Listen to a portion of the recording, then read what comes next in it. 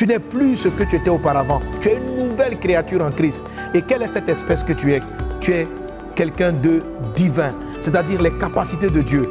Guérir des malades, ressusciter les morts, tout cela existe potentiellement en toi. Salut chers amis, soyez bénis dans le puissant et impressionnant de Jésus-Christ de Nazareth. Je suis pasteur Mohamed Sanogo et j'aimerais partager avec toi quelques vérités fortes, importantes dans la parole du Seigneur. Aujourd'hui, je vais parler avec toi de ton identité en Christ. Qui es-tu devenu dans le Seigneur? Qui es-tu devenu en Jésus-Christ? Qu'est-ce que Jésus-Christ est venu accomplir? Beaucoup de personnes s'identifient comme étant des religieux, adoptant une religion égale ou différente de l'islam, du judaïsme et de toutes sortes de religions. Jésus-Christ n'est pas venu apporter une religion. Jésus est venu changer notre identité. Il est venu faire de nous des êtres nouveaux. Si quelqu'un est en Christ, 2 Corinthiens 5, 17, il est une nouvelle créature. Jean 1, 12, à tous ceux qui l'ont reçu, cette parole a donné le pouvoir de devenir enfant de Dieu. C'est-à-dire littéralement changer l'identité. Pas une identité améliorée, mais une nouvelle identité. Je partage avec toi aujourd'hui la notion de notre identité. Qui es-tu en Jésus-Christ? Que Dieu te bénisse au travers de ce partage et que la révélation de qui tu es en Jésus, si tu l'as réellement accepté, puisse être manifeste à tes yeux. Alors, pour comprendre, je vais te raconter une petite histoire, l'histoire d'un jeune homme qui a été pris d'une folie. Il est tombé malade de la folie et dans sa folie, il s'identifiait à un grain de maïs. Bon, ne ris pas, ça existe. Tu vois, par exemple, Nebuchadnezzar, à un moment donné, il a eu une crise de folie pour laquelle il se prenait pour un bœuf. J'ai même oublié le nom qu'on donne à cette maladie. C'est une maladie qui existe où les hommes, certaines personnes s'identifient à des animaux ou à des bœufs et ils se comportent comme tels. C'est une maladie qui existe. Alors ce jeune homme-là, lui, il se prenait pour un grain de maïs. Ce qui fait que chaque fois qu'il rencontrait, parce qu'il vivait en campagne, chaque fois qu'il rencontrait une poule ou un oiseau, il s'enfuyait. Et on lui demandait, mais pourquoi tu t'enfuis? Il dit, mais parce que la poule ou l'oiseau va me manger parce que je suis un grain de maïs. Je dois donc me cacher. On a beau lui expliquer, mais non, tu es un homme n'est pas mangé par une poule.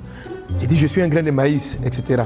Ses parents donc, vont le conduire dans un hôpital psychiatrique où après plusieurs traitements, thérapies, en fait tout ce que tu peux imaginer, les médecins vont appeler les parents pour leur dire, c'est ok, votre enfant va mieux.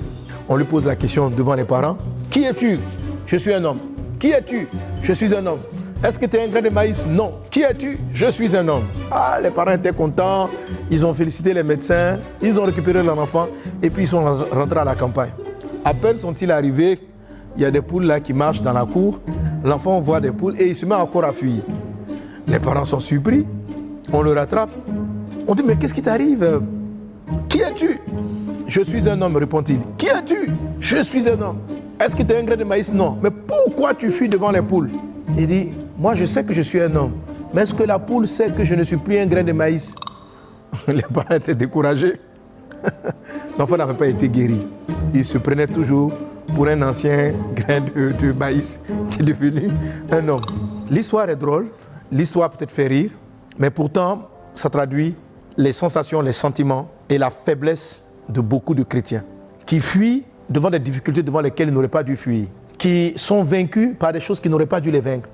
Ce sont des êtres supérieurs, mais ils se comportent comme des êtres inférieurs. Ce sont des personnes qui ont dit à Jésus, entre dans ma vie, tu deviens mon Seigneur et mon Sauveur. Ils croient dans le passage qui dit en Jean chapitre 1 verset 12, à tous ceux qui l'ont reçu, il a donné le pouvoir de devenir enfant de Dieu. Ils le déclarent. Ils disent 2 Corinthiens 5, 17, si quelqu'un est en Christ, il est une nouvelle créature. Ils disent qu'ils sont fils de Dieu. Mais dans leurs pensées, dans leurs actes, ils se demandent, est-ce que le diable sait qui je suis? Est-ce que les sorciers savent qui je suis? Est-ce que la maladie sait qui je suis? Qui es-tu en Christ? C'est tellement important la notion de l'identité que ça a été l'objet principal de la première tentation du diable contre Jésus-Christ lui-même. C'est vrai que lorsqu'on lit Matthieu chapitre 4 ou Luc 4 où il est question de la tentation de Jésus, on va rapidement vers le fait qu'il a demandé à Jésus de transformer la pierre en pain. Mais on ne voit pas le côté subtil et sournois de la tentation. Satan lui pose la question par 2 fois sur les 3 tentations qu'on a. Il y a cette petite question. Si tu es fils de Dieu, transforme la pierre en pain. Si tu es fils de Dieu, jette-toi du haut du temple. Alors, on va mettre le zoom sur le fait de se jeter du haut du temple ou sur le fait de transformer la pierre en pain.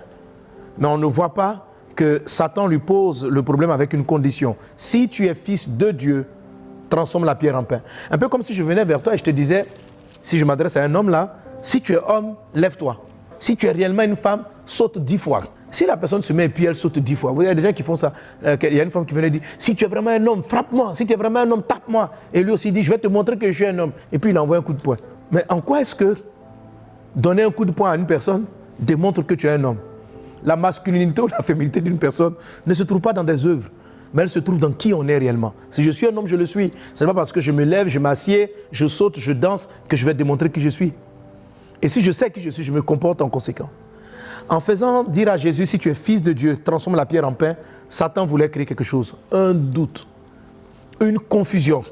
Et cette confusion-là, beaucoup de croyants malheureusement fonctionnent avec elle. Dans le psaume 82, au verset 6, Dieu dit ceci, « J'avais dit, vous êtes des dieux, vous êtes tous des fils du Très-Haut. Cependant, vous mourrez comme des hommes, vous tomberez comme un prince quelconque. » Il dit, « J'avais dit, vous êtes des dieux, vous êtes des fils du Très-Haut. » Lorsqu'on lit le passage, on est peut-être choqué.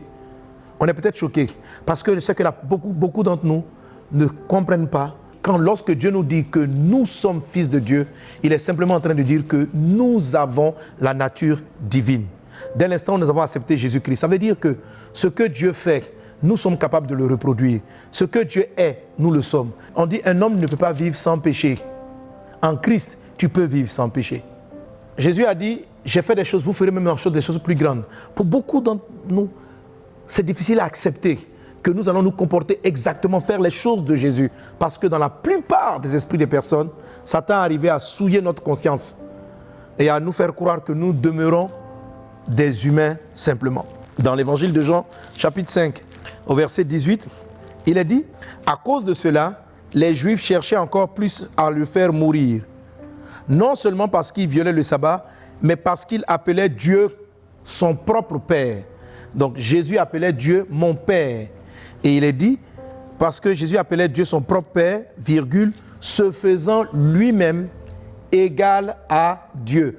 Donc le fait de dire que Dieu est mon Père ou encore que je suis fils de Dieu, ça fait de moi naturellement un être divin. C'est cela le pouvoir que Jésus t'a donné par l'œuvre de la croix. Il ne s'agit pas simplement d'une religion, il s'agit d'une identité qui a été transformée. Tu n'es plus ce que tu étais auparavant. Tu es une nouvelle créature en Christ. Et quelle est cette espèce que tu es? Tu es quelqu'un de divin, c'est-à-dire les capacités de Dieu, guérir des malades, ressusciter les morts. Tout cela existe potentiellement en toi. Tu n'es plus assujetti au péché. Si auparavant, ta vieille créature était liée à l'alcool, en Christ, tu es un être divin. Tu n'as plus aucune attache contre ces liens. Mais si le diable arrive à te faire douter de qui tu es, il va se produire ce que le psaume 82 a dit.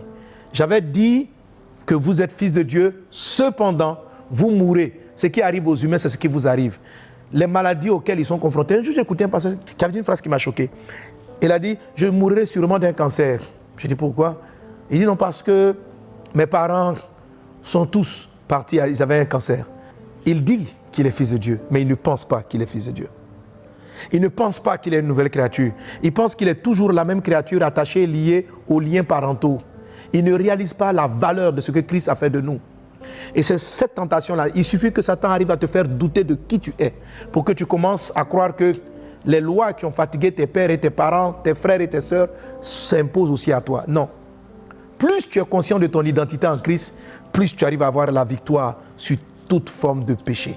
Tu es une nouvelle créature. Tu es de la nature divine. Les Juifs avaient réellement compris cela. Je te pose encore simplement une question. Quand on parle de fils de... Si je viens te dire que la guenon a mis bas, elle est accouchée, est-ce que tu me poseras la question de savoir, ah, la guenon, c'est-à-dire la femelle du singe, est-ce qu'elle a accouché un lion? Est-ce qu'elle a accouché un oiseau? Non. Si on te dit que la guenon a mis bas, c'est évident qu'il s'agit d'un enfant singe. Si on te dit qu'une chienne a mis bas, c'est évident que ce qui en est un chiot. Si on te dit qu'un lion a mis bas, c'est évident qu'il s'agit d'un lion. Si on te dit qu'un humain a accouché, c'est évident qu'il accouche un homme. Alors si on te dit que Dieu a fait un fils, pourquoi vous posez la question s'il est humain ou même s'il est divin? Il est divin, le divin en toi. C'est la raison pour laquelle c'est tellement important cette identité, parce qu'il y a deux identités qui se battent en toi. Il y a l'identité humaine, qui est ta vieille nature, et il y a la nouvelle créature, qui est la vie que Christ a déposée en toi. C'est pourquoi il est dit dans le livre de Galates que l'Esprit du Seigneur crie « Abba Père », pour qu'à l'intérieur de toi, tu réalises constamment que maintenant tu n'es plus un pécheur. Tu as été pécheur, mais tu n'es plus pécheur. Tu es divin. Un chrétien ne devient pas saint, il est saint. Un chrétien ne devient pas droit, il est droit. Un chrétien ne devient pas bon, il est bon. C'est ton identité. Tu es de la nature de Dieu. Dieu est amour, tu es amour. L'amour est déjà en toi. Tu n'as pas à chercher l'amour à l'extérieur. L'amour vient de toi parce que tu es de la nature divine. Papa est amour, toi aussi tu es amour. La Bible ne dit pas que Dieu devient amour. Dieu est amour. Toi aussi tu es un être d'amour. Tu ne cherches pas à devenir saint. Tu es saint. C'est ton identité. C'est ta nature dans le Christ. Mais tu vas me dire, mais pasteur, je suis saint, je suis amour, mais pourtant je ressens encore en moi de la colère, de la haine, de l'amertume. Je ressens en moi des choses comme si je n'étais pas une nouvelle créature. J'ai pourtant accepté Jésus comme étant mon Seigneur et mon Sauveur. C'est ce dont je te parlerai dans la suite de ce que j'aborde maintenant. Comment mettre en avant ton identité dans le Christ. Que Dieu te bénisse abondamment et on se prend tout de suite pour comment ce que je suis devenu va prendre le dessus sur ce que j'étais. Sois béni. Amen. Shalom, j'espère que vous avez aimé cette vidéo. Abonnez-vous pour ne pas rater nos programmes. Merci de faire partie de notre famille TBN. Que Dieu vous bénisse. Shalom de Jérusalem.